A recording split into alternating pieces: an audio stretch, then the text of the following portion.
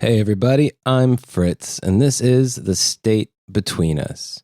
Today I'm going to tell you a story about the 1647 revolt in Naples, led by this fella named Masaniello. Now, this story is of interest to me, partially because it can be difficult to find elaborative information about Masaniello himself and exactly what went down in this 9-day revolution, but also because this has been called the first proletarian revolution, from which something that we might want to anachronistically call a dictatorship of the proletariat emerged. And this is in a period where capitalism was nascent and hadn't really touched the Italian peninsula. So it occupies a very interesting place in history because of that. But really, I'm just telling it because it's a fucking crazy story. It's a good story. It's a wild fucking tale. And given that it is still kind of largely underknown, I wouldn't say unknown, but certainly you don't hear a whole lot about it, especially in English language radical literature. I wanted to give it a go. It first came to my attention in Peter Linebaugh and Marcus Rediker's book, The Many-Headed Hydra, where they write that although it lasted only 10 days, the revolt of Naples in July 1647 marked the first time that the proletariat of any European city seized power and governed alone. They also point out that the story of Masaniello was one that everybody picked up on at the time and has kind of gotten buried in history since then. But at its time, Masaniello was both the archetype of wild proletarian terror, how about that, and a lesson in unfit governance, whereas for the rebellious transatlantic dispossessed, Masaniello was something of an inspiration. And 17th century and even 18th century English playwrights attempted to sort of tell this story in the context of the time that would sort of bring the UK into line with the future world dominant economic system of capitalism. But I think reading it in today's context is a lot richer, not only because we now have more complete histories on what actually went down. And for this episode, I am indebted to a book by Silvana called Masaniello, The Life and Afterlife of a Neapolitan Revolutionary.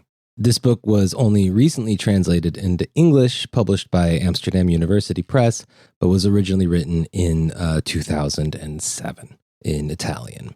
So now that we have access to these details, and these details are sufficiently fucking wild, I think now is a pretty good time to give this tale a contemporary telling. So get out some olive oil, some fine cheeses, some nice bread, a shit ton of wine, pop on some Italo disco, and come hear the story of a guy who came from nothing, took down a state, shook the highest tiers of political and economic power, and then, as it goes, lost his shit. Let's do it.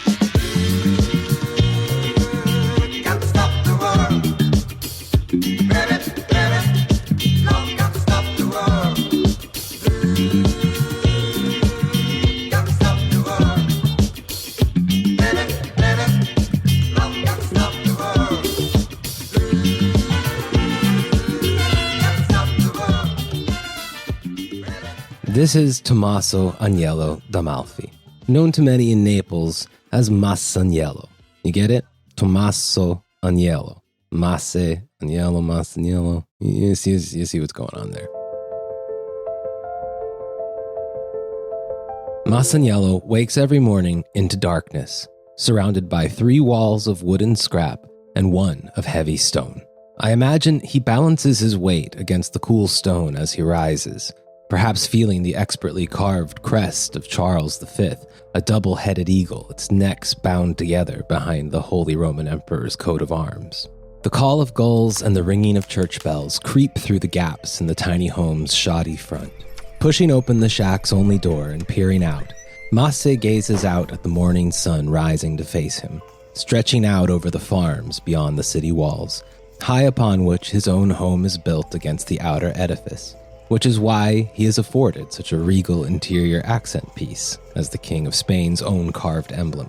Location, location, location. Somewhere on the mighty defensive barrier, clinging to the wall between Porta Nolana and Porta Mercato, Masaniello shares a 2-room domicile with his wife, Bernardina Pisa, in one room, and his brother, Giovanni, in the other. 23 years old, loved by many, and desperately poor, Masaniello plies his charisma and hustle in the market and on the docks where he spends most of his hours, collecting scraps of paper to sell to fishmongers for pathetic pittances, as well as scraps of fish for both sale and his own sustenance.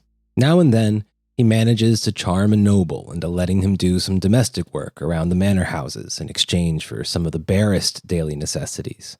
Many treat him with aversion and abuse, some even refusing to pay him at all and chasing him off with their noble weaponry which they carry under their magnificent cloaks of station. He does have 1 or 2 friends in high places, however.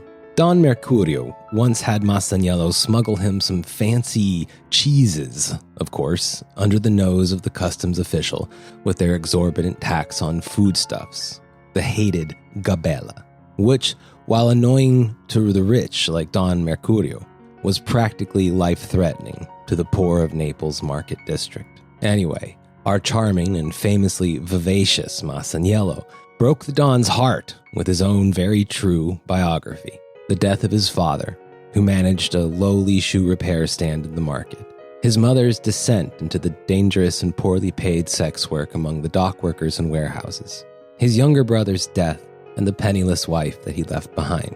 Masse is legendary for his smile, his song, and his love of life among his friends and enemies alike. But this all masks his bitterly tragic past. A past he would be the first to admit, which is not as rare as the Don would like to believe among the poor of 17th century Naples. At any rate, Don Mercurio, in his sheltered and wantless life, is greatly moved by Masaniello's tale, and equally impressed with his smuggling skills. Don Mercurio made Masse the Don's compare, his godkin. Mercurio had thus secured his discount on fine smuggled goods from the docks, and Masaniello had a get-out-of-jail-free card, at least within reason. To Masse's great disgust, such reason had not extended to saving his wife Bernardina from the hated sbirri, the state's deputized thugs, the cops, who caught her some days ago at the end of July with a sock full of flour and no receipt for the gabella that she hadn't paid. Masaniello had given them everything he had to free her, down to his meager tools and his pair of woolen trousers. I imagine they even got his cetra, a bulky 4-stringed mandolin that he had used to literally sing for his supper in the taverns about town. Tavern keepers love him in Lower Naples, and they happily ply him with food and drink for the crowds that he brings in with his engrossing tales of mischief and lively musical stylings. His choice to give up his entire livelihood was both simple and difficult. It was this, or allow the sbirri to take their bribe in the form of his wife's own body. Masse was unwilling to let Bernardina suffer the same fate as his mother, and he gave them everything.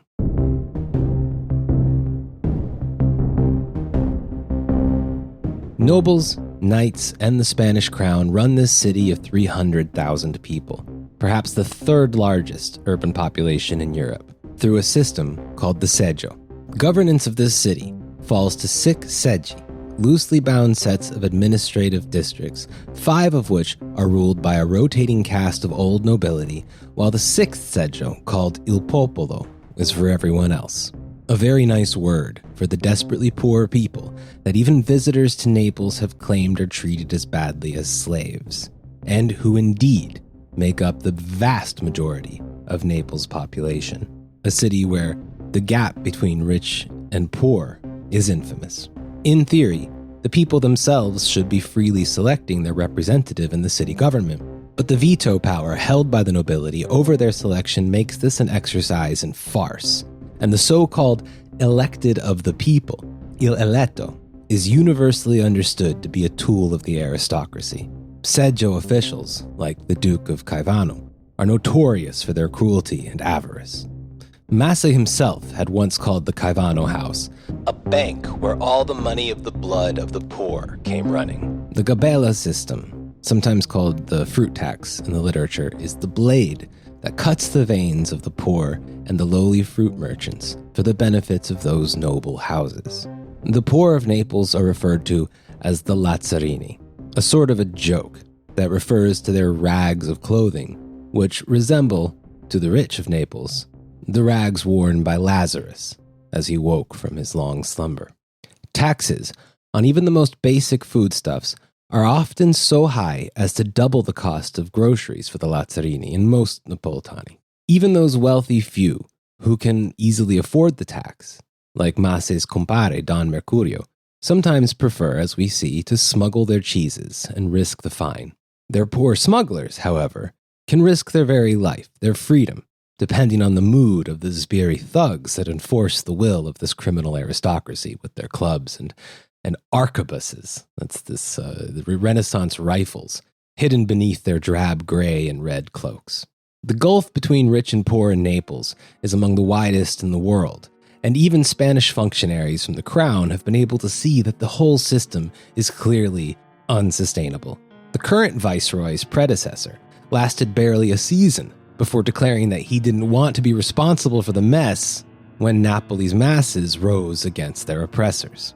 His successor, now in 47, is our most esteemed viceroy, Rodrigo Ponce de Leon, Duke of Arcos, who is the great-grandson of the conquistador and original Florida Man headliner, Juan Ponce de Leon, and he inherited his ancestors' love of mass exploitation and, as the coming days will show, pissing off the dispossessed into deadly rebellion. Even this morning, as Masaniello prepares his morning duties, Viceroy Ponce de Leon, Duke of Arcos, and fist of the Spanish crown in this port city, this gem of the Counter-Reformation, receives a death threat from a Roman citizen of Naples named Luigi del Ferro. Your tyrannical way of dealing will not go on much longer. Believe me, O Viceroy. Under your regime you take blood, but your death will purge with blood. Masaniello hates the whole system. Even months before his wife's ordeal, he was often heard among the ranks of Naples' lazzarini, the ragged poor, cursing the city's ruling class and vowing revenge upon them. If someday I will be chief, I will rearrange this dog pack of a people and destroy all the thieves who are consuming the fat of the city and the courts. I want to adjust everybody, and all I have to do is die for the people. His friends and admirers certainly loved the thought, not of him dying, but of overthrowing the dog pack, draining the city dry. But they laughed his promises off, just as, as just Masse being his usual theatrical self, performing for his gracious crowds. On June 16th, a couple weeks before Bernardina's brush with the cops, Masaniello angrily marched along the path from the Carmelite church at the market to its chapel some blocks north to commiserate with his scoundrel buddies, leaders of a growing gang of bandits known as the Brothers Perrone, big dogs, who were hiding out there. It wasn't hard to bribe your way in and out of the church's protection. A helpful mix of fear and greed convinced many a clergy member to look the other way when the wealthier classes of criminal needed their services. This was Naples. Even under the Spanish crown, money was still king. Masaniello was fucking pissed, beading with sweat from his angry pace through the sunny market square. He smelled of the sea. Masse told the Perrone that the Gabella officials had stolen every scrap of fish he had managed to catch as he attempted to smuggle them into the market to sell off to the mongers there. He swore to his bandit buddies, "Either I have to be hanged or I intend to change this city." The brothers Perrone and their cohort of banished men burst with laughter at the fuming whippersnapper. Sure. Fine idea. Go and change Naples," mocked Mike Perrone, one of the brothers. His name is like Miaka, something like that. He's Mike. But Masse was dead serious. Don't laugh, for if I had 2 or 3 men who think as I do, by God, I would show them what I can do. The bandits pressed him to announce exactly what he thought he would do, still waiting for the punchline. Masaniello's black eyes squinted at the Perrone brothers and their criminal crew. Do you want to be with me? He asked. Well, having nothing better to do those days, and very little to lose, they responded, Sure, why not? probably not believing anything would ever come up. Masaniello, however, his gaze unbroken and severe, demanded their word and their loyalty, adding cryptically, You will see what we need to do. That was half a month ago. Today is July 7th, 1647. Over the past few days, Masaniello has been training military tactics in command of several hundred teenage boys. They are quite the sight to passers-by, decked out in vibrant flowing costumes that any Neapolitan would recognize as that of the Alarbi warrior. Alarbi. This is the Napolitano word for Arab at the time. The Alarbi were one half of a spectacular show that occurred every year to celebrate the feast day of the Virgin of the Carmine. Masse's mock battle is scheduled for this afternoon, but only his family, his Alarbi, and an octogenarian lawyer named Genaino know exactly what's in store for the people of Naples on this feast day today. Dottore Genaino, despite his age, is a man beset by an ambition many would probably see as righteous. He spent many a year in and out of incarceration for his calls for social and political reforms, specifically a return to what was known as the privilege of Charles V, a now defunct decree that Naples should be fully half-governed by the people and enjoy a certain level of urban autonomy within the Spanish Empire, to which Genaino swore his fealty. The nobility was incensed at this proposal. The aristocracy is shit. And they were dead set on maintaining the status quo of their fake-ass seggio system. Genaino needed a spark to light a fire beneath the feet of the intransigent criminal elite of the city. They jealously guarded their privilege with violence and political power, so our elderly lawyer would need some of his own. He needed a champion of the people, someone trusted, someone liked, affable, and willing to be molded to Genaino's purposes. In June, Genaino went to the piazza to inquire about such a man among the disposable masses of proles, searching for someone who could turn their fury into riot, just as he would turn their riot into a political bargaining chip for his reforms. The first and only name on everyone's lips was Masaniello.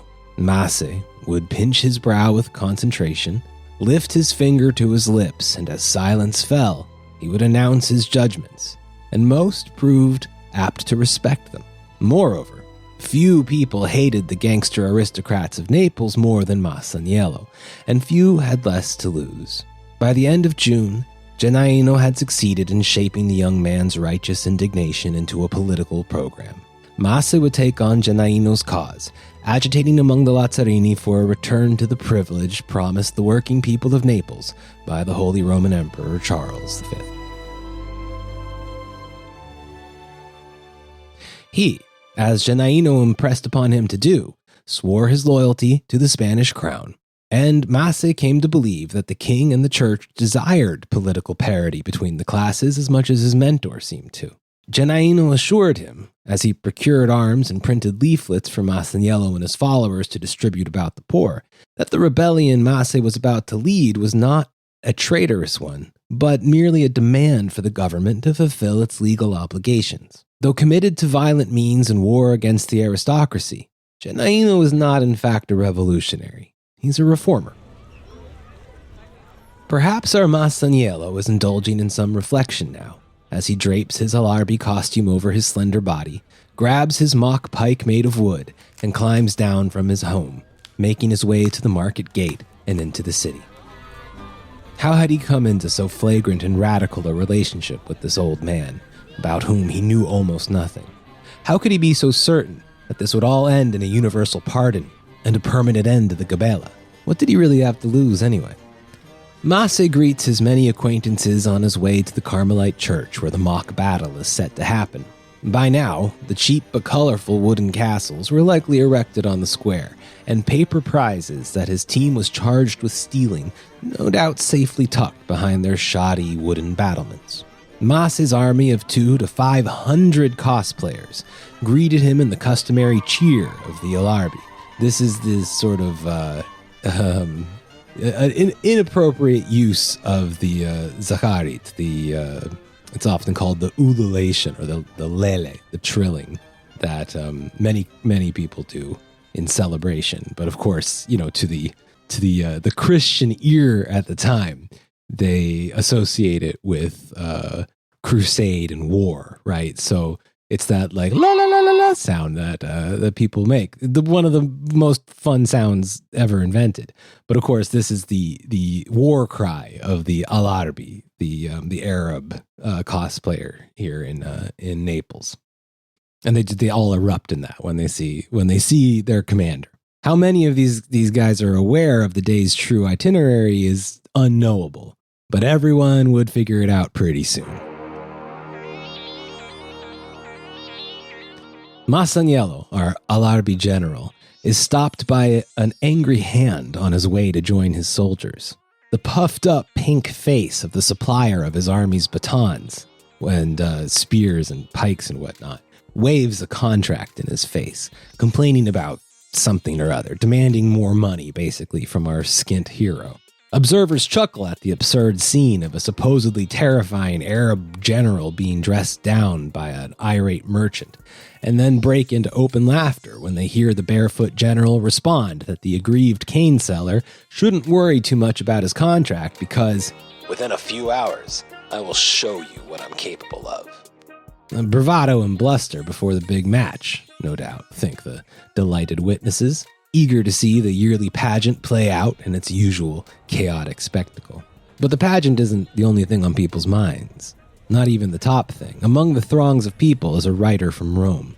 He is surprised that the festivities are not the only subject of conversation of those gathered in front of the church. Everyone is talking about the gabella, the fruit tax.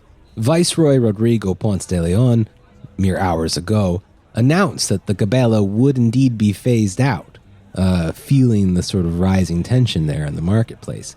And he assured people that he would send his proposal to phase it out over time to the seggio.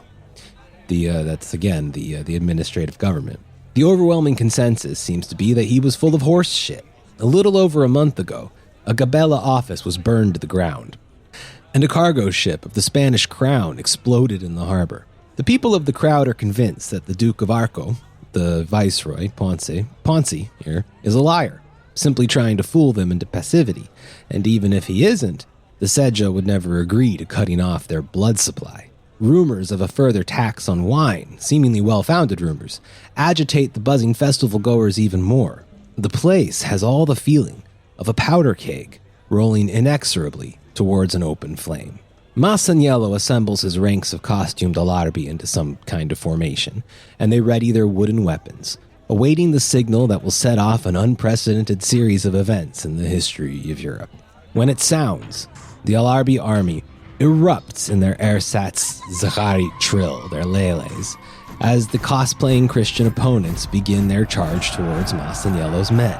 The Alarbi, unexpectedly, turn away from their fictional foes and make-believe castle, and instead charge towards the customs office, the rebuilt customs office that all poor people of the market district revile and fear. Climbing atop the gabella house, Masaniello makes this crazy fucking speech to the astonished audience before him. Be of good spirits, dear companions and brothers. Render thanks to God and to the glorious Virgin of the Carmine, for the hour now arrived of your rescue. This poor barefoot fellow, as a new Moses who rescued the people of Israel from the Pharaoh's whip, will also redeem you from the tyranny of the gabelle, which have already been imposed for some while, and from the greed of others since eternity. One fisherman, who was Peter, with his voice called Rome back from servitude to Satan to the liberty of Christ, and with Rome Peter called the world. And another fisherman, who is Masaniello, will transfer Naples from the rigorous exaction of so many taxes to full enjoyment of the old food regime, with Naples the kingdom. I mean, if you're going to speak to a crowd of angry people in Naples, definitely center the food. Meanwhile, on the docks, a group of peasants, shopkeepers, and lazzarini are huddled around a stack of boxes containing fruit for the market. The group has refused to pay the gabella to the customs officers and have demanded to see the eletto del popolo, the elected representative of the people, which, again, is a sham. He's a patsy for the nobles that play acts as the people's representative in the seggio. So the eletto comes in hot, threatening the whole lot of them with arrest. One of the peasants from the farms beyond the walls lifts his box of fruit, lifts it over his head, claiming he's the master of his own crop and he does what he likes with it, and he smashes the crate at the foot of the astonished eletto. Children rush to the spilled fruit, filling their mouths before tossing the rest at the official. As flying fruit turns to stones and the mob begins to rise around him, the eletto retreats onto a boat, commandeering it out of the docks before continuing on foot to the palace of the viceroy. Viceroy Ponzi's brow tightens as he gazes out from his second-floor balcony. Each new column of smoke rising from lower Naples signals another gabella office put to the torch by the Lazzarini rebels. His eletto arrives, dripping with summer sweat and spitting mad, warning the viceroy to end this shit now before it gets out of hand. The Duke of Arco calls the famous and beloved Tiberio Carafa, who enjoyed, for reasons beyond the grasp of the viceroy, a certain deference from his lowers. At least, he thought so. You see, the Carafa family line is an ancient and powerful one in both Naples and the Papal States as well. In fact, Pope Paul IV was a Carafa, and by the time of his death, he'd become one of the most hated popes in history. He had forced Jewish Romans to wear yellow caps to mark and marginalize them. He forced thousands into early deaths with pointless wars, and at his own death, Rome erupted in a riot against the Vatican, and his statue was pulled from its pedestal and beheaded. To put it mildly, Tiberio Carafa might be overvaluing his street cred as he confidently rides out to meet the masses. None of the ruling class of Naples understand that they are perched at the ledge of a world historical moment. Writers of the time note that just a day or two ago, the viceroy had laughed off the threat of a proletarian revolt. You see, Ponzi didn't think the Lazzarini, known all the way around his circle of elites for their sloth and stupidity, could hold a thought long enough to seriously threaten the state. Besides, he was heard to comment, who would lead them? Tiberio arrives in the market and discovers that the Lazzarini indeed have a leader, and he's taken to meet him. Masaniello's uncut black hair tumbles out from what is either a fisherman's wrap at this time or his alarbi sort of head wrap. Either way, we know that it's red.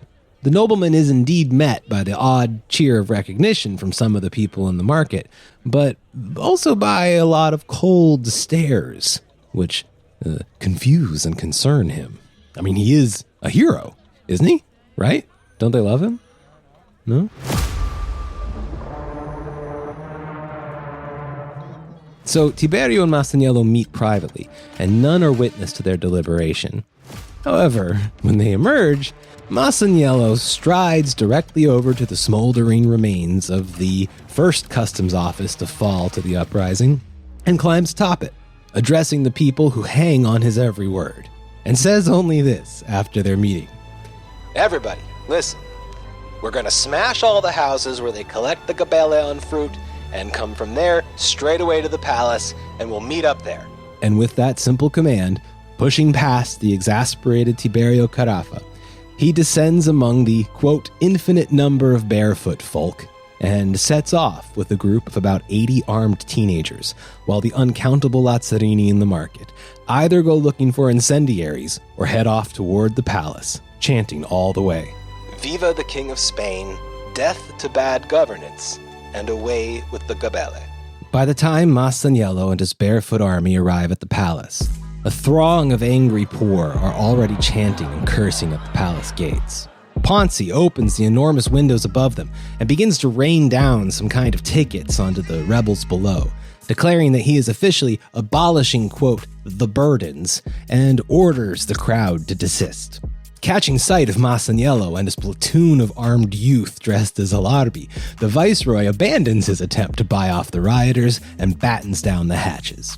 This fails to prevent Masse's forces from overwhelming the Spanish and Swiss palace guards, and they get in there and begin tossing furniture and drapery and even the ornate window frames themselves into the streets below, ordering them to be lit aflame. A resident of Genoa, who happens to be visiting the palace at the time, would later report to Marquis Spinola back home, "The shouts and shrilling that we heard in the palace are both unimaginable and impossible to describe. Some tried to use force with this crowd, and it was in vain even to think about it. And whoever tried to use sweetness just provoked them more and caused them to increase the damage and wanton actions." But at least at that point, no one had died yet. I mean, not yet. But oops, look there. Masse's childhood friend, Giuseppe, seems to have caught up with the old Ponzi, the viceroy Ponce de Leon, and seems intent on slitting his throat right there in the palace. Masaniello pulls Ponzi's purse from his belt and tosses it at the feet of his companion, who relents, accepting the payment for the viceroy's life. Genaino had probably been very clear about this. The representative of the crown in Naples should not be harmed. But of course, he didn't say nothing about burning the dude's house down, which now our barefoot Moses threatens to do, with the entire Ponce de Leon family inside, if the government doesn't accede to the people's demand for a full restoration of their power to govern under the principles of the privilege. That's the privilege of King Charles. Masaniello waves a piece of bread in front of Ponce de Leon's face, forcing him to see how shit it is, how dark and how stiff, and yells that this is what the city eats, while the viceroy and his idiot friends dine lavishly every night. Masaniello admonishes the viceroy for his class's boundless greed, loudly shouting that, "For once and all, they should put an end to the burning thirst to suck the blood of the poor."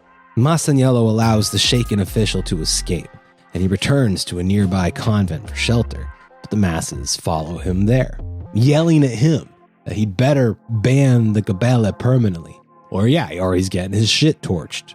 The Cardinal Filomarino, known to Masaniello as a holy and upright man with some sympathies for the people, comes out to negotiate with the leader of the Lazzarini. Masaniello tells him their terms as well, and in a moment that I think his octogenarian lawyer buddy Genaino would have considered a little more than off script, Masse begs the cardinal not to trust these sneaky Spaniards.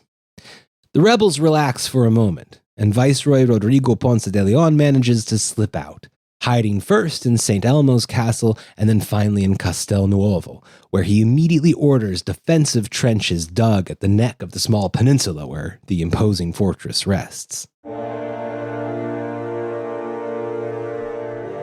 As night turns to dawn in Naples, rioting continues.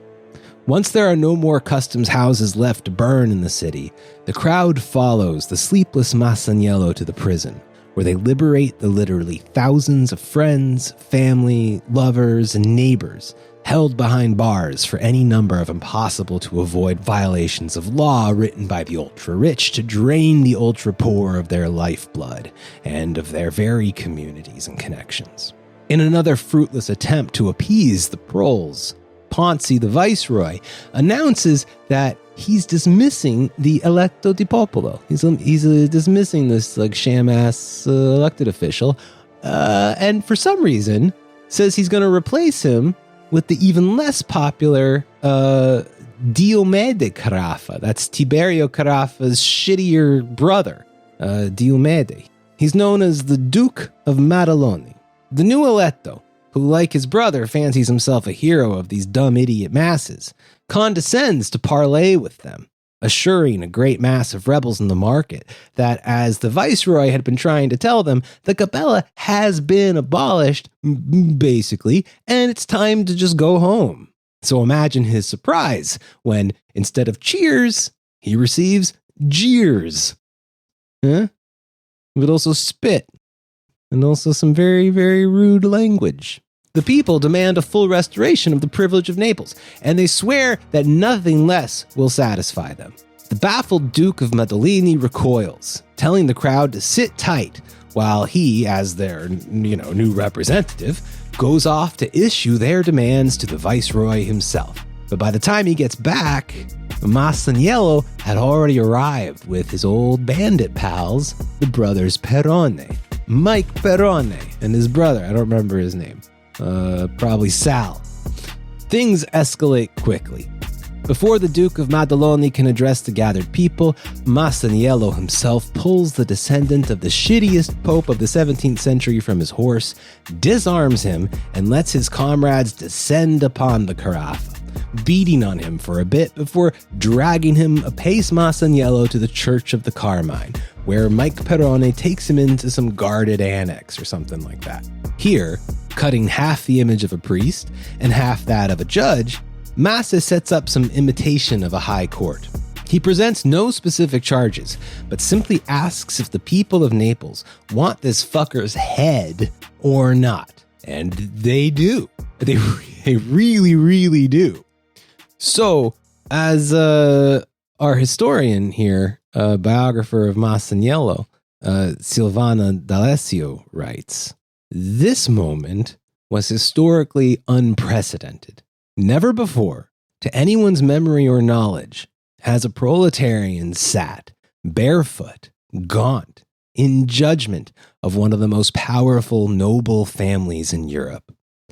Masaniello had taken the state's most precious and enduring institution, the power to legitimize their control over life and death. The supposed mastermind of the revolution, Gennaro, is undoubtedly shocked by this. He'd sought to manipulate the masses into some popular reform program, but here his supposed protege was on track to become the state itself. Already, he begins to formulate a new plot in his head. Gennaino's not happy with how this is going. It's gotten out of his hands. He sees that the foundations of class society themselves are now under threat. And that wasn't really the goal. The goal was like a little more parity, The Duke of Maddaloni, Diomede Carafa, manages to escape his fate, however, and an embarrassed Mike Perrone begs the forgiveness of the people's general, who, of course, grants it to his old buddy. In hindsight, this was probably a bad move. There's a very good reason that Mike Perrone let this Duke Carafa, Duke of Maddaloni, slip away. And that reason would become abundantly clear in a matter of days. So within only a couple of days, really, Masaniello, dressed now in the garb of a fisherman, becomes the undeniable leader of Naples, and increasingly the judge, jury, and executioner of whom he sees as the enemies of the people. He and his forces strongly encourage the bakers to up their bread game for the people. In Naples, the bakers occupied a position of resentment among the Lazzarini. Many of them came from the ranks of the poor, but over time had learned that the real money lay in fucking over their former neighbors, cutting their bread size down, their quality down, so they could sell their decent stock for exorbitant prices to the wealthy patrons. By the third day of revolt, the dispossessed of Napoli were dining on the finest focaccia. Masaniello maintains a strict martial order over the tens of thousands of people, the numbers which are rising, by the way, who, to the unabashed astonishment of the ruling class, follow his every command as though it comes from the king himself. He outlaws looting, threatening violators with death, explaining that none must think the poor have only risen to emulate their masters, rather to destroy the means of exploitation their masters have over them. Most of those who are executed at his raucous trials are either given their sentence at the market church, the Carmine church, or at the outer walls beneath the entrance to Masaniello's modest shack. And with an unfortunately substantial number of exceptions, most of those killed are among the vilest and most grotesquely violent of the ruling class. This includes the viceroy's personal master musician, who moonlights as a fucking serial killer and very successful assassin to the crown. These are the fucking people that sort of run this city, you know. Gangster shit. The terrified nobility begin to speak of him as a natural disaster on pace with Vesuvius. His armies ever growing, ever stretching through the city, burying everything in the spirit of revolt. The people begin to call him king, Saint Masaniello, sent from God, and their natural lord. Even the viceroy feels compelled to declare him captain general of the people eventually, even as he secretly plots his assassination. For a time, the army of Masaniello focuses on destroying the property of class traders, again piling food, clothing, and even executed horses onto massive pyres, despite their own hunger and tattered, busted fits. A poor friar in the city reports a surreal scene.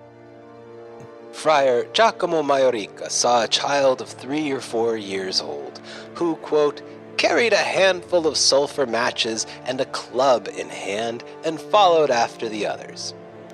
The friar asked him where he was going, and the child answered, I want to set fire to the goods of Caivano because our blood is there. To the friar, this was a sign that the fire was God's wish, because children knew what to do.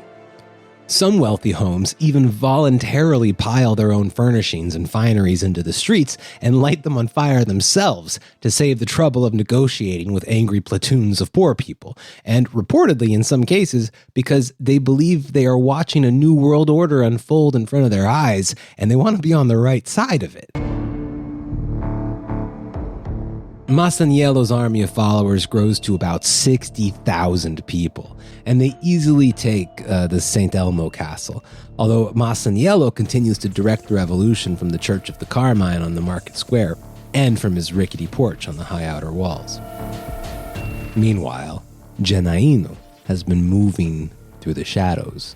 Apparently, this old fuck was collaborating with, Cardinal Filomarino, who maybe did share some of his sort of reformist sentiments, but also with the viceroy himself, whose ultimate approval he needed, essentially, to launch his reforms. Masaniello undoubtedly knows that the cardinal is a longtime member of the Seggio, of the very body that the revolution seeks to disembowel, but Masse's religious convictions and the reassurances of his consigliere Genaino leave him blind to the machinations churning against him, and he meets with Cardinal Filomarino at his residence. The illiterate Masaniello allows Cardinal Filomarino to help him write up the official Capitoli document. These are the elaborated demands of the people. Capitoli, I don't know.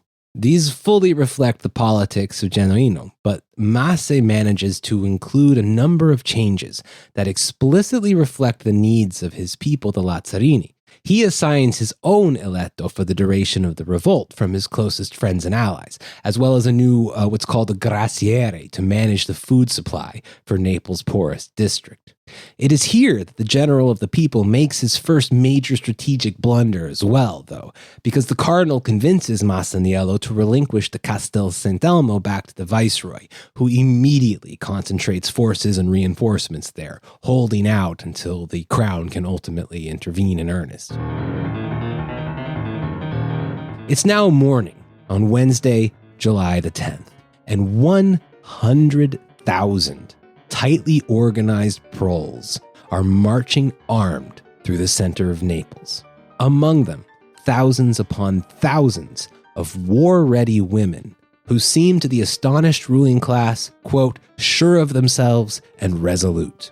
The occasion for the march is the official reading of the Capitoli that Cardinal Filomarino wrote to Masaniello's specifications. The massive army concludes their march in the market square, where Masaniello ascends a raised fountain, signals 20 legions of armed Lazzarini to become silent, and they do. Unable to read, Masaniello holds the document in front of him and begins to recite the Capitoli from memory. That morning, Masse had received a troubling and, in his mind, implausible warning from one of his supporters. This man told him that the Perrone brothers had been Mike and Sal had been seen entering the Carafa manor, and this person feared treachery. Masaniello dismissed it at the time, but as he speaks here on the podium, on the fountain or whatever it was, the threat lingers in his mind nonetheless. So, as some 30-odd cloaked bandits lift their unwieldy arquebuses from beneath their capes and open fire on Masse as he recites the Capitoli, he manages, miraculously, to dodge their volley and take cover, avoiding injury entirely. Chaos ensues as the bandits make a break for it, but this is of course impossible in a crowd of 100,000 Masaniello loyalists. The bulk of them, the bandits, try to seek refuge in the Church of the Carmelite, which becomes a gruesome sight as the crowd hunts them down and murders them, leaving their bloodied corpses strewn across the pew, across the altar, across the whole fucking church. The survivors immediately sell out their bosses, the Perrone brothers, and confirm that they'd fallen under the patronage of the annoyingly still unbeheaded Duke of Madoni, and in general, the brothers Carafa. Masaniello's bandit captives give up even more troubling information. The Duke of Maddaloni had begun mining the sewers beneath the market district with barrels of gunpowder in a totally Game of Thrones kind of action. Indeed, scouts from the People's Army quickly discover 6 such barrels exactly where the bandits had claimed they would find them, but again, only 6. Moreover, apparently the Duke had attempted to poison the water supply of the market, but this, people didn't really notice except for these mysterious deaths of 2 children, which now had an explanation. Despite the underwhelming level of the Duke's sinister progress, the people really wanted this fucker's head now. Nobody was on the fence about this one, and 10,000 people volunteered to go find the Duke of Madoni, this Carafa brother, and return him for Masaniello's justice. But somewhere outside the city, they only managed to find his personal slave, a man named Mustafa, who tells them where the Duke stashes his coolest shit. And so the people, instead of searching for the Duke, go and liberate his cool shit and light it up like everything else in this huge pyre. Naples had become kind of a proletarian potluck. Little does Masaniello know, unfortunately, that it was Cardinal Filomarino who helped the Carafa Duke escape. Mike Perrone, now revealed as a traitor to Masaniello, is spied in the window of the Cardinal's house, and a sniper from the crowd, I'm guessing with one of the would-be assassin's own arquebuses, manages to land a shot right into the bandit leader's shoulder. He is caught, wounded, up in the Cardinal's room, and is slaughtered there. And Masaniello barely manages to stop them from killing the Cardinal too, to whom Masse still has trust for, and he still thinks the Cardinal's on the side of the people. He's just maybe a little confused, or the bandits just broke in or whatever, but no, this dude's fucking working with them. Mike Perrone's executioners make do with lopping his fucking cock off, sticking it atop a pike, and parading it through the streets. That's fucking Naples shit. And while Diomede Carafa had managed to flee, that's the Duke of Maddaloni, a group of Masaniello's rebels do manage to sniff out his piece of shit brother, Pepe Carafa. Pepe is not a well-liked motherfucker. He flaunted his power and wealth with cold abandon and was known to kick supplicant friars out of his way with his fancy fucking shoes.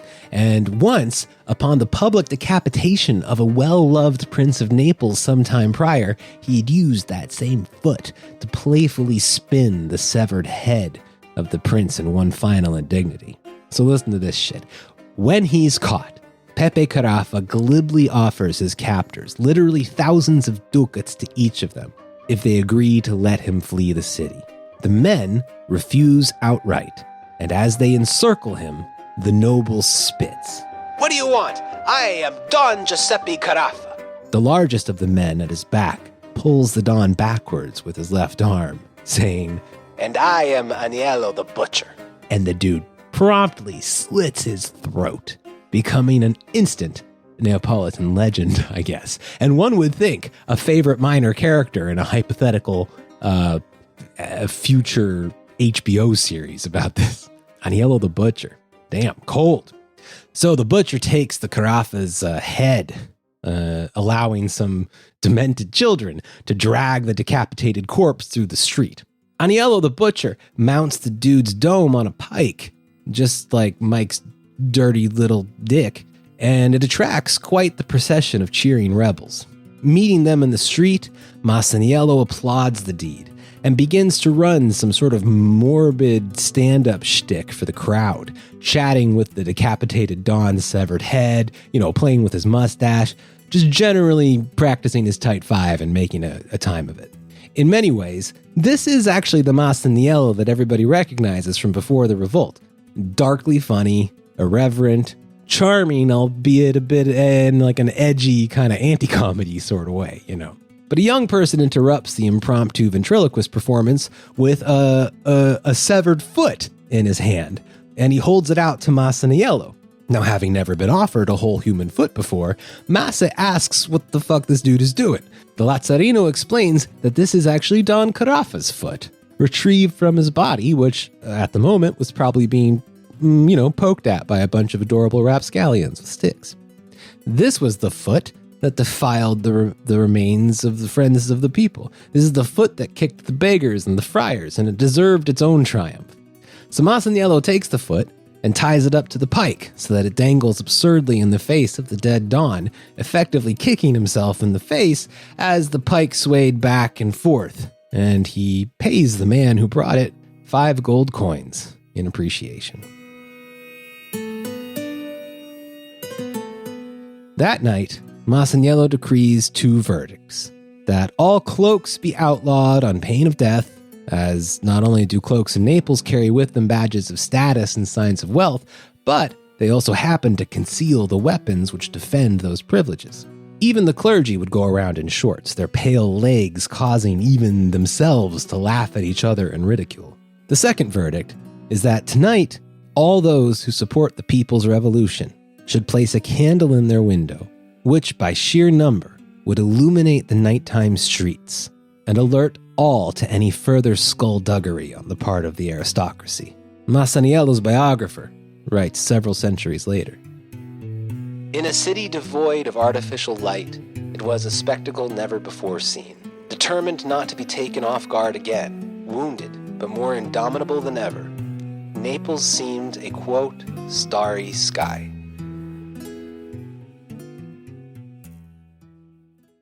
Dawn breaks on the 5th day of the revolution, which I think is like Thursday. That's going to be June 13th or 12th. Fuck, I kind of lost track, but this is, we're 5th, 6th day of the revolution. So at this point, the nearly 500,000 inhabitants of Naples, like it or not, consider themselves, for all intents and purposes, subjects of the revolutionary leader Masaniello. Mere weeks ago, this man was dodging sbirri, cops, and selling off his pants to bribe his wife out of prison. Today, he's overseen the executions of dozens of the worst creeps and killers of the criminal ruling families of one of Europe's most important trade ports and centers of cultural and scientific innovation. He's also offing a bunch of regular folk, which sucks, but, it also kind of bites him in the ass. But we'll see that. We'll see that soon. The viceroy, our plotting Ponzi, announces that he has no choice but to accede to Masaniello's demands, and officially names him the Capo Popolo, the legitimate captain general of the people.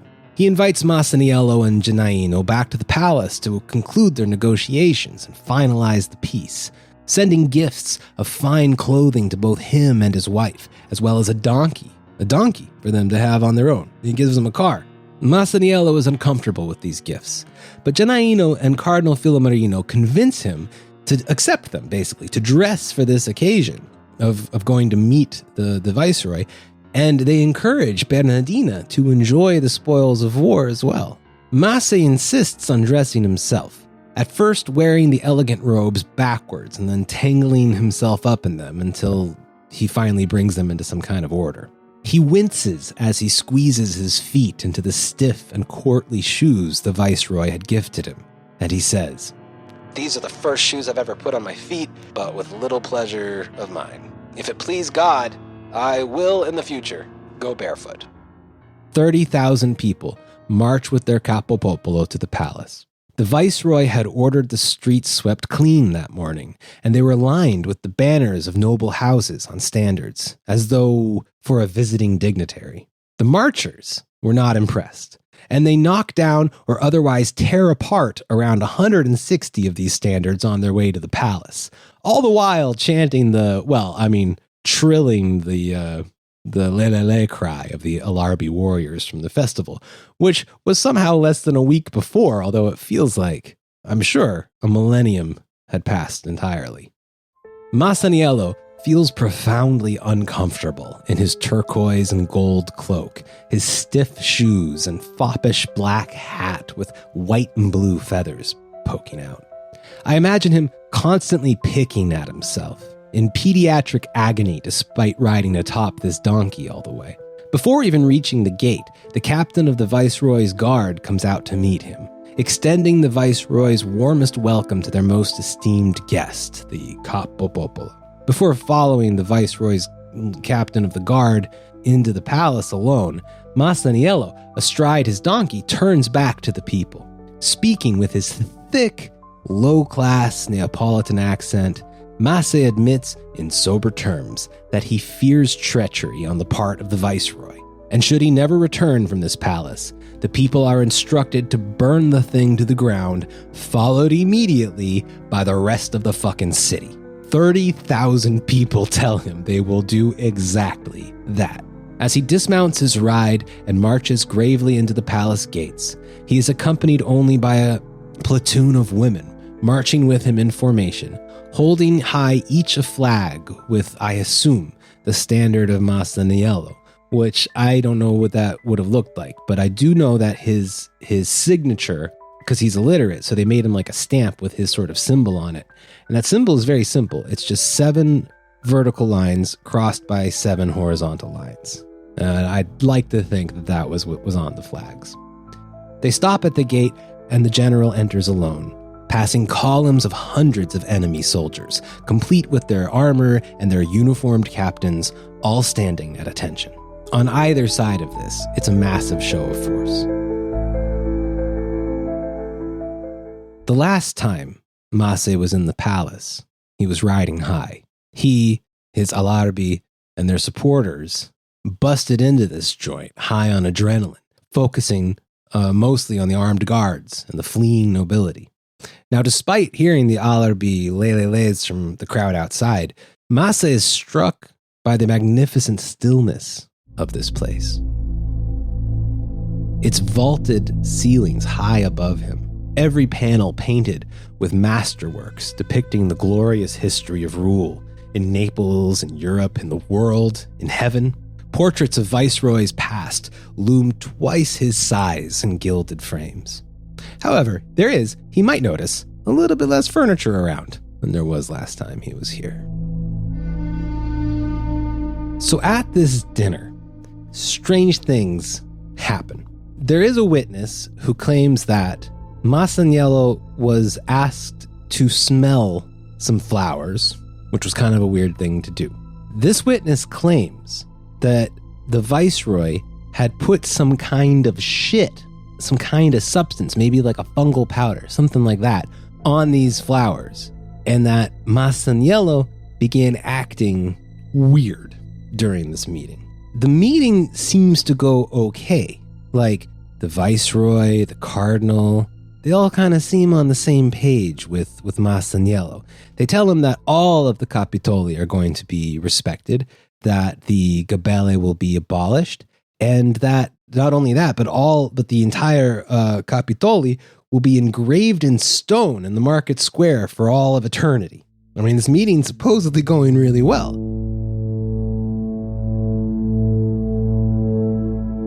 Masaniello, I can imagine him there.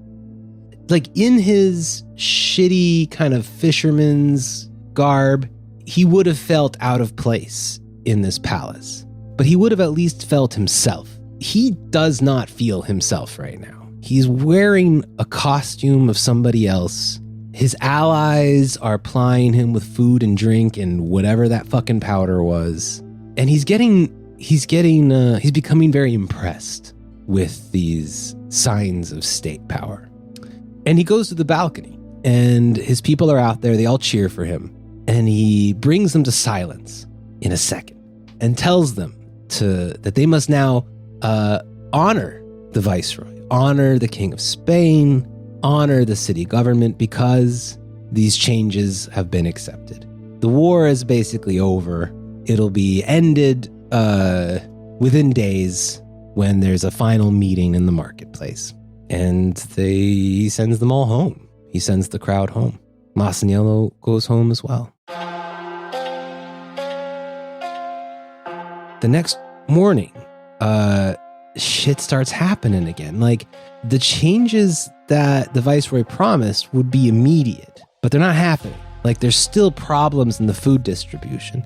There's still corruption being found. People are still getting charged for shit that they shouldn't be getting charged for and they can't afford. So Masaniello kind of kicks back into action. He starts holding court again, and it's wilder this time, stranger.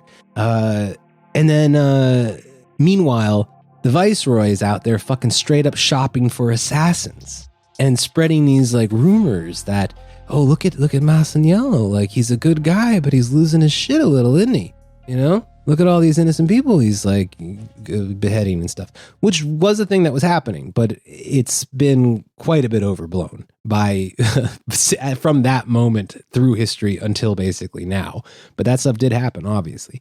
And now it's part of the viceroy's sort of plots here, as well as Genaino's plots, who's already made a deal with the viceroy for a position in the new government once Masaniello was out of the picture. So here is what happens.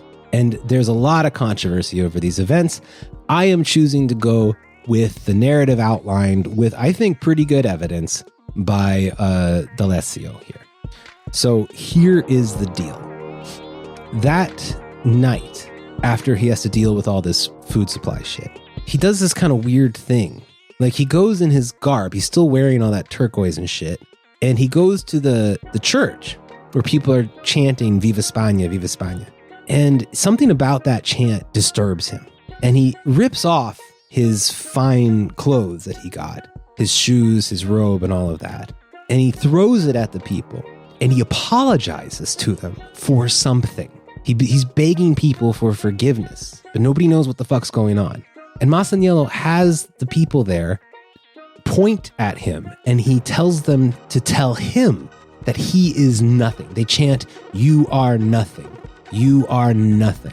And with that, Masaniello kind of, goes through the streets having people do this to him that night. The next morning, he decides he needs a fucking vacation, right? Like, he himself claims that he basically hasn't slept in like 5 days, 4 days, something like this. Like, he's not sleeping. He's paranoid, possibly getting a little bit drugged. He's very confused. Like, he's, that shit's going on. He's having an identity crisis, so he needs a vacation. So he invites the viceroy to come with him on this vacation to an island off of just outside of Napoli. The viceroy doesn't come, but he sends some ships to take Masaniello and his closest associates to this island, and he also sends them with a bunch of wine and food and water and somebody to serve them, right? So on this journey, his compatriots see that this serving guy gives what Masaniello thinks is water, and what he says is water. Masaniello drinks this water and then complains that his throat is burning. And then he leaps fully clothed into the sea with his sword. His companions think he's having like a fun Masaniello moment, like he used to, like roughhousing, doing wild stuff, just being crazy. So they all jump in with him. And they start like kind of having a little mock battle in the water somehow. But Masaniello starts taking it super seriously and starts lashing out at his young followers with his weapon, and they kind of get away from him and they give him some space, you know, but he's losing it. He's really losing it. And, and if he was poisoned, this would be far from the first time that a rival had been poisoned by the political powers of Naples. Like, this is a thing that happens, you know. So Masaniello, at this point, there's a second attempt on his life, which he avoids. Masaniello starts wanting to flee the city. He's trying to just sort of get away from it now. And there's a lot of talk amongst his followers about him kind of losing his shit, about him becoming even dangerous, you know. So here's what goes down.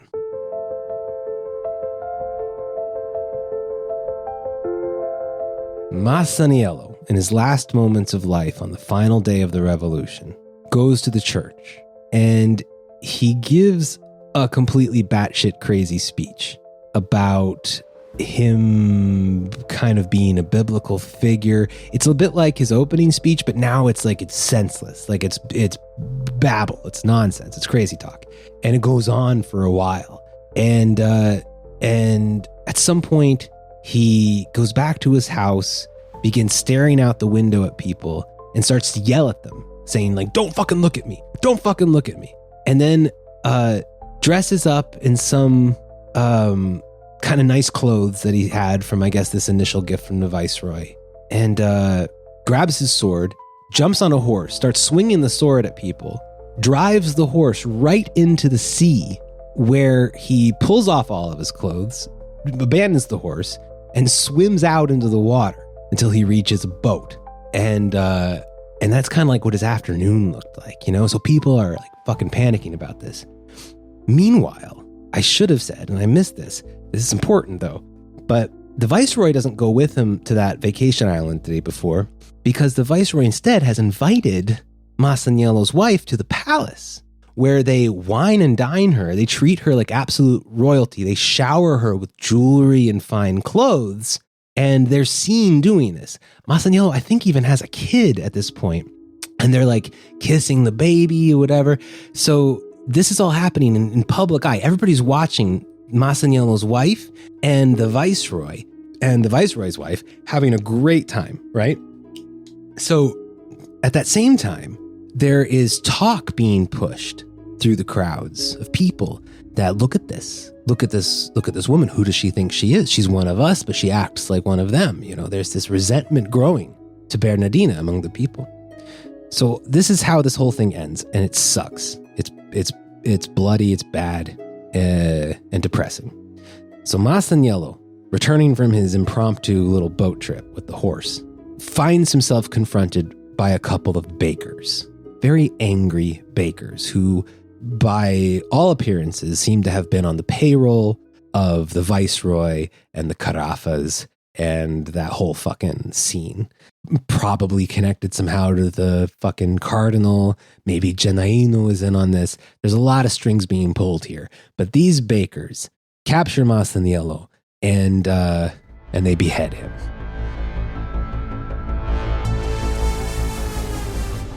The viceroy in that moment announces this tragedy to the people, right? And at the same time, he says like, "Oh, I loved this man. It sucks that he's dead. But listen, you guys are already organized in an army. How about I just make you my professional army?" And a lot of people start to like move over to that side. Like they're convinced by this. The bakers, having had cut off his head with a dull knife in public, cause a stampede. They kill him, I think, in the fucking church, actually. And there's a stampede out of the church in which a pregnant woman is fucking stomped to death there.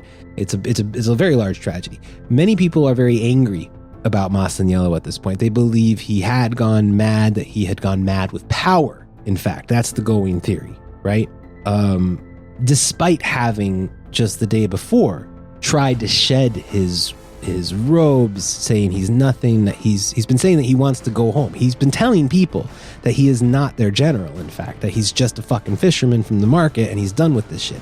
But nonetheless, the story had been already set. It's been already told. He'd gone mad with power.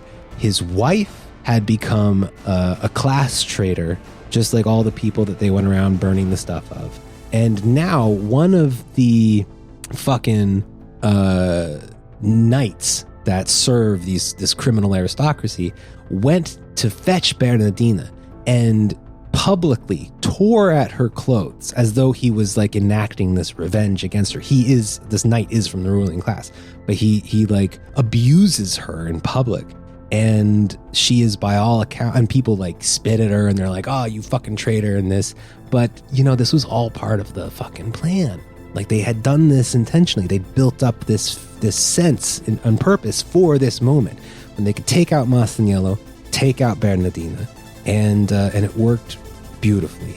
And tragically, despite Masaniello's ardent wish that his wife not enter sex work as his mother had, she was in fact forced into sex work by the nobility. Ironically, this ultimately allowed her to make enough money to actually head her own brothel, but nonetheless, some tragic shit there. So, just in short, that's the story of Masaniello. Fucking crazy story. Of course, this continues, but just to cut it really quick here, Genaino, he tries to take authority. The people reject him. They see him as a traitor. They give Masaniello a massive funeral, believing that they'd been somehow duped into thinking that he'd gone mad. They start to believe, in fact, he was drugged, and that there was some fuckery that was going on. So they dig him up because they buried him quickly somewhere, just out of sight, unceremoniously. The people dig him up and they give him a sort of a state funeral. Like, this is a Tito style funeral. Hundreds of thousands of people are there. And then shortly after that, a brand new rebellion sparks because, of course, none of these demands were ultimately met by the lying aristocracy, by the state. And a second uprising occurs, and the Republic of Naples, the very short-lived Republic of Naples, is formed before finally, with supposedly the support of the French. Now, this is an anti-Spanish Republic of Naples as opposed to the thing that Genaino tried to accomplish, but the Spanish managed to easily retake the city after some period of attrition, and then there's one final gasp from the people to remember the spirit of revolt of Masaniello, and the Spanish easily nip that one in the bud. This time, not with this sort of Machiavellian Game of Thrones type trickery, but just fucking outright, straight up cannons into the market district, massacre type shit. And that's the end. That's the end of this period of rebellion, beginning in July of 1647 by a very poor young man named Masaniello. So there's a lot of thoughts that I have about this story and its place in world history, about what it says about class formation and identity and about relations thereof in this period where capitalism was not yet universal, far from it, but the old systems were still there, sort of tumbling towards this future. So to call it a proletarian revolution, I do think is fair because, of course, proletari, etc., this is a concept that well precedes the 19th century sort of industrial picture of the proletariat. It's not to say that there's one right way to use that word. In fact, there's not. Like, it is contextual. And in this context, these people were the proletariat. But I suppose I'd be curious to hear from y'all, from our listeners here, what place you think this serves. Do you think that Linebaugh and Rediker are correct, and this was indeed the first truly proletarian revolution on the scale of a state? And also whether or not the sort of plans, the reforms, the politics even of Genaino or even of Masaniello even matter really in this story, if they matter at all. Because at its heart, this was an attempt to destroy a relationship, to completely cripple the ruling class's means of exploitation, in so much as they were visible to Masaniello and his massive army. But the fact is, he did effectively briefly take the state. And he did, apparently, try to give it up. And it's hard to say which of those two choices was more threatening to Napoli's ruling class. So, fun story. Tragic, of course. Wild, pretty gory, dick on a stick, etc., etc. Naples. It's a great city. It's just a great city. All right. Well, you know what? Keep being Naples. And now we all know the story of Masaniello.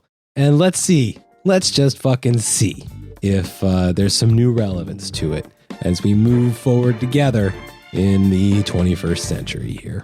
Okay, well, until next time, I'm Fritz, and this has been The State Between Us. Check out our Patreon, patreon.com/The State Between Us to become a member. There's some cool perks there, stuff you get to do, some kind of interactions that you get to have with guests that come in and out, and some exclusive content as well, so check that out. Otherwise, I will see you next time. Thanks. Bye. Napoli canta amore, con chi lu mar argento, con chi lu cielo tinto, con chi lu sole bianco. Napoli canta sì ma non sa, Napoli canta sì ma non sa, che sta morendo. Napoli è come un sogno, è la città più bella, che vive sempre in festa e odia la protesta. Napoli canta sì ma non sa, Napoli canta sì ma non sa, che sta morendo. Poi sente già malinconia, da poco a poco cagna sta città. Sono poco le lampade a mezzo mare, l'onda trasparente, no non so più, ma canta dall'aria, perché forse non so da là.